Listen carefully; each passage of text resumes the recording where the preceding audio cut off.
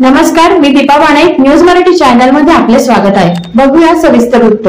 जळगावच्या पाचोरा बस स्थानक परिसरात सीमेस्टाईल गोळीबार करून तरुणाची निर्घृण हत्या करण्यात आली आहे. आकाश मोरे उर्फ सँडी असे मयत तरुणाचे नाव आहे. बस स्थानक परिसरामध्येच गोळीबाराचे थरार नाट्य रंगल्यामुळे नागरिकांची धावपळ झाल्याचे पाहायला मिळालं. जळगावच्या पाचोरा बस स्थानक परिसरात सीमेस्टाईल गोळीबार करून तरुणाची निर्घृण हत्या करण्यात आली आहे. आकाश मोरे उर्फ सँडी असे मयत तरुणाचे नाव आहे. बस स्थानक परिसरात गोळीबाराचे थरार नाट्य रंगल्यामुळे नागरिकांची धावपळ झाल्याचे पाहायला मिळाले. तसेच या घटनेनंतर पाचोरा स्थानक परिसरात खळबळ माजली आहे.